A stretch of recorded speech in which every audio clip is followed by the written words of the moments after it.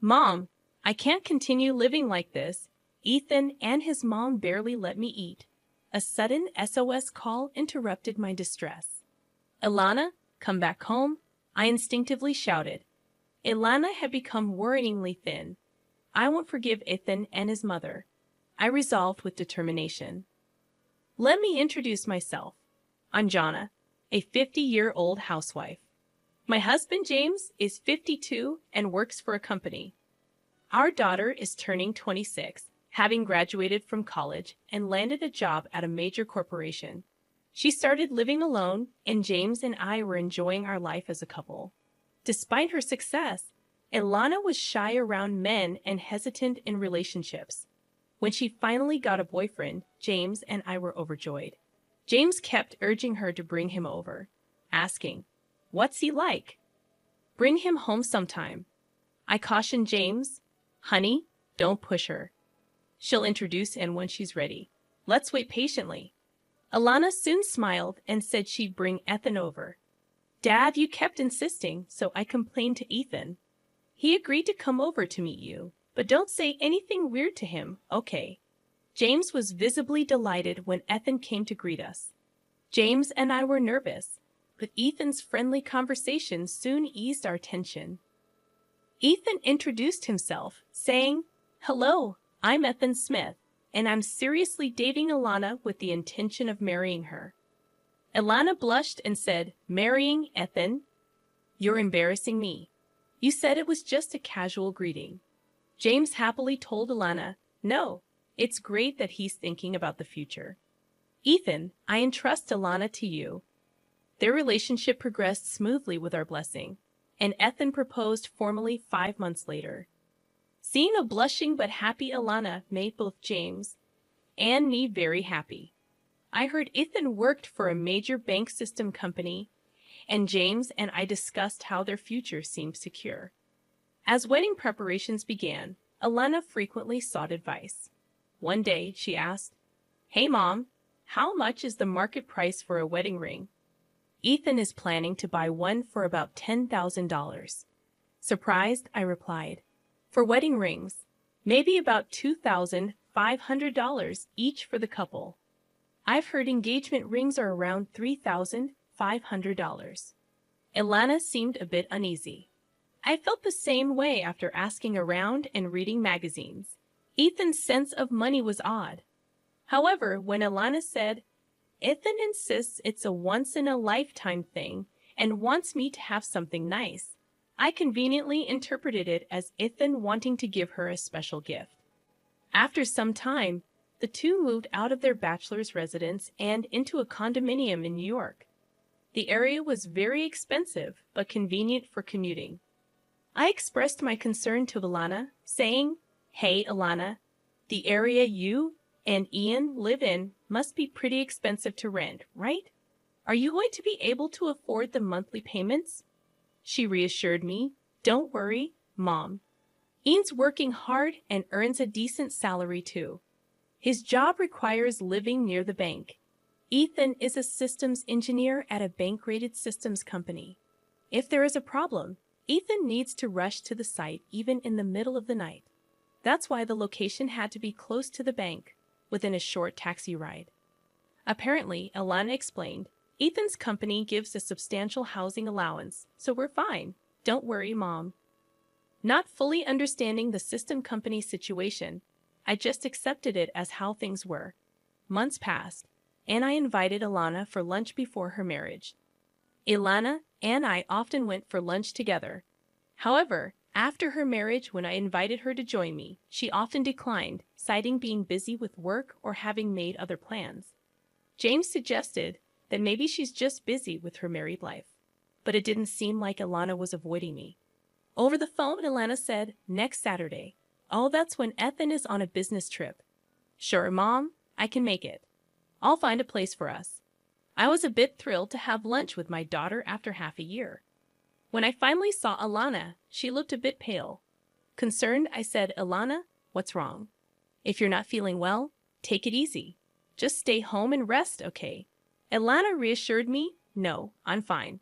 I've just been tired from MDI overtime lately. Plus, Lunch with you might be just what I need to unwind. She managed a weak smile, and we enjoyed a good chat, just the two of us. About 2 hours in, Ilana's phone rang. She looked shocked when she saw the display. Ilana told me, "Mom, I have to go home already. Ethan's mother is calling." She explained that Ivy was at their place. Surprised, I said, "Sorry for keeping you during such a busy time." Ilana reassured me, "It's okay. You can hurry back." Apologizing, Ilana quickly left. Another half a year went by, and during this time, something terrible happened to Ilana. I learned about it from a phone call from her. It was a sad day, and James and I were enjoying our day off. While I was making her tea, suddenly my phone rang. The display showed Ilana. I quickly answered, and Ilana hesitantly started, Mom, it's me." I. She seemed unable to continue, and sensing something was wrong, I asked, "What's the matter? Did something happen?" Ilana remained silent for a while. Patiently, I waited for her to start talking. Eventually, she said, "Mom, I can't live like this anymore. Ethan and his mom barely let me eat. I might not survive if this continues." Shocked, I asked, "Are you okay? Sounds like things are really bad. Why don't you come back home?" Ilana seemed undecided. I firmly told her, "If you're feeling unwell, you can just sit around Illy. Come back home. We'll talk it over when you get here." Ilana responded, "Really? Can I come back? But I don't have any money. I can't leave." I thought this was strange. Ilana was earning a decent salary. But there was no time for a long discussion. Her situation sounded serious. First, I needed to meet with Ilana to see how she is doing. I instructed Ilana, "Take only your valuables with you and leave the house. There's a convenience store near your apartment, right? I will drive there and pick you up. Wait for me there." Sobbing, Ilana agreed. James and I hurried to the convenience store. When we arrived, Ilana was crouched in the parking lot. She saw me and said, Mom, I'm sorry. I shouldn't have done this." She broke down and cried. I hugged Ilana, and together with James, we helped her into the car. She was terribly thin and almost gray in complexion. I was astonished, wondering what could have happened to her. I held Ilana until she stopped crying. James said to me, "She will not be able to come down here. Let's take her home soon and give her a good rest. We need to talk to Ethan." I agreed with James, stating, "Yes, right now letting Ilana rest is our top priority." When we arrived home, Ilana, possibly due to exhaustion, immediately fell asleep on the sofa. After she woke up, I served her some easy-to-eat food. She ate voraciously in front of us, indicating how hungry she must have been. It was shocking to hear her stories about not being allowed to eat and having no money. I asked Ilana, "What do you mean you're not allowed to eat?" Ilana explained, "My salary is lower than Ethan's, so Ethan and his mom Ivy keep telling me to save more." Gradually, my food portions were reduced. I asked, "Really? But you're making the food, right? Because you're a married couple, and you eat the same food, right?" Ilana shook her head, saying, "No. For the past 6 months, Ivy has been cooking Ethan's meals. I'm not even allowed in the kitchen." James asked, "Ellen, Ivy is in your house. This is the first time I'm hearing about this. Does this mean Ivy is staying there all the time?"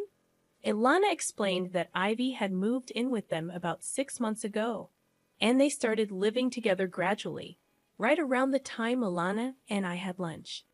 Ivy had an argument with her husband and came to stay with Ian for just a week. But then Ethan got mad at his father and told Ivy she could stay indefinitely.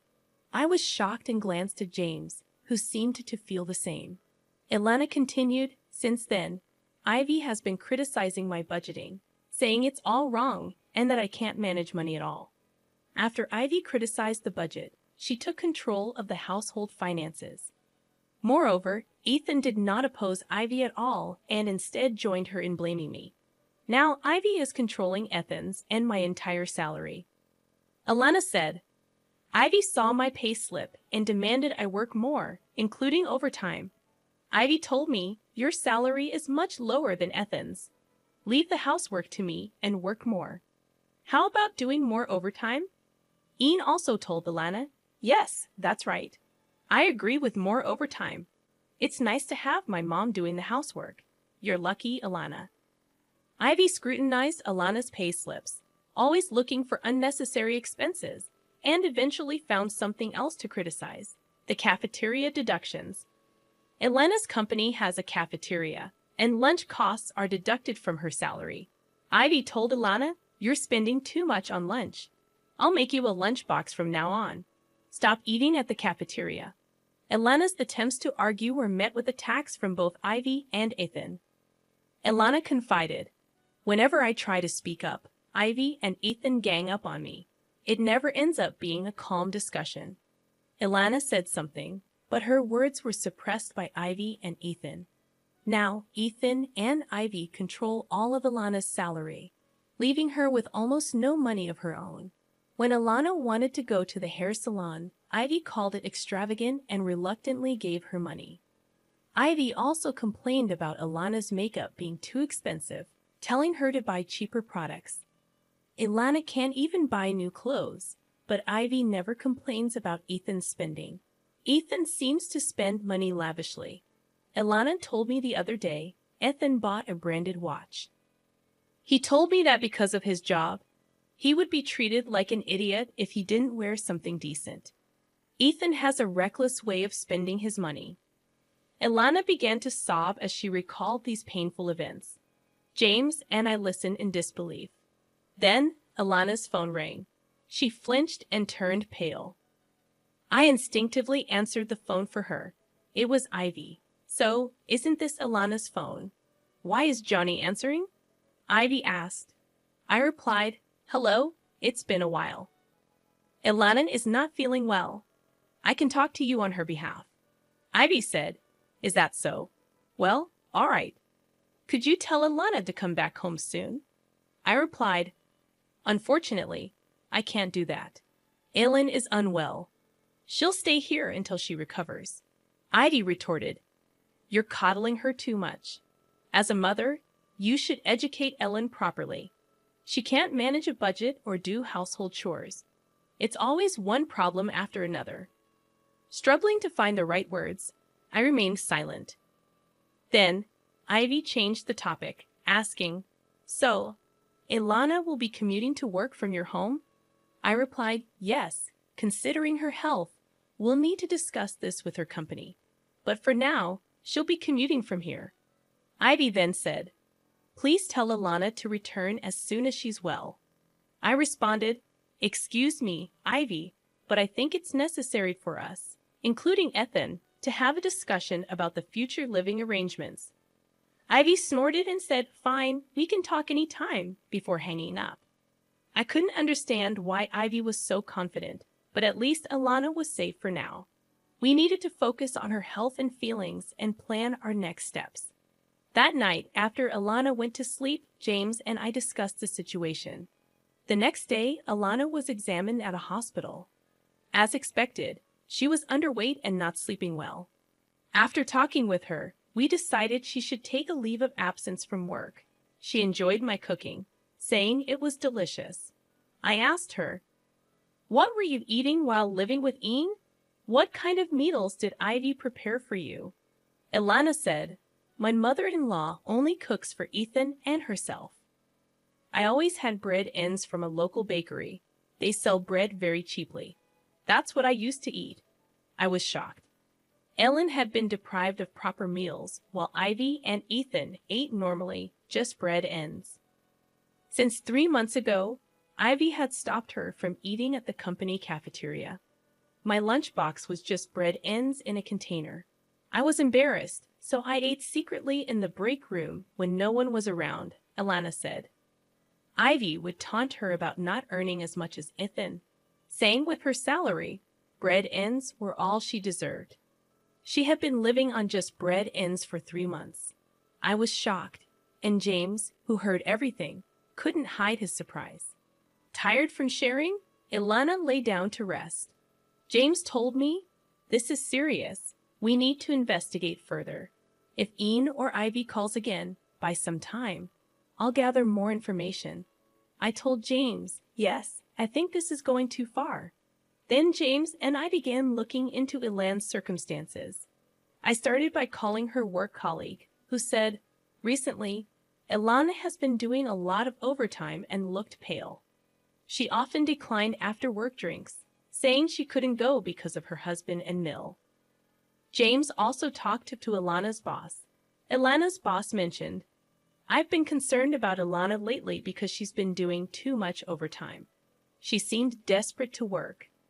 Ilana's boss commented, Ilan is so conscientious. Maybe she's been pushing herself too hard. I hope she recovers soon and comes back to us. Thanks to her boss's initiative, Ileana was granted sickness allowance by her company. The allowance was 2/3 of her salary, but we were grateful to receive it. We decided to have the sickness allowance paid into a different account from her usual salary account. 2 weeks after Ileana returned home, Ethan called. He insisted Ileana should be well by now. When I looked at James, he answered the phone. James humbly requested Ethan, Ileana is not fully recovered yet. Please let her rest for another week. Ethan told James over the phone, I guess there's no choice. Just 1 more week, okay? And then hung up. I protested to James, saying she needs at least 3 more weeks to recover, and we don't know what they'll do to her if she goes back. James reassured me, don't worry, we won't stick to the 1-week timeline. They treated her terribly, and we have a plan. He then asked Ileana, what do you want to do? If you want to try again with Ethan, we won't stop you. But if you want to leave him, we'll support you. Ileana, suddenly resolute, said, I've been thinking. Am I really as useless as Ivy and Ethan say? But this isn't right.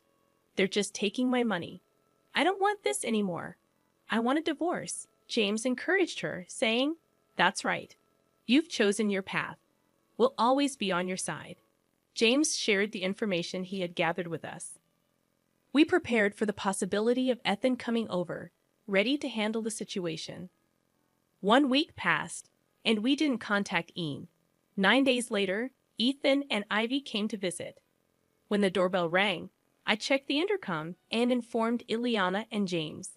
James suggested, let's talk to them directly and settle this. Ileana nodded in agreement. Opening the door, we found Ethan and Ivy glaring at us. Calming myself, I greeted them warmly. Hello, what brings you here so suddenly? Ethan demanded. Why hasn't Ileana returned home? It's been a week. You did tell her, right? Ivy also chimed in. That's right. You can't do your chores, you can't do your laundry, and you can't even keep your promise to come home. What a mess you are. Parents and children are helpless. Inviting them in, I said, let's not talk in the doorway. Please come inside. Reluctantly, they entered.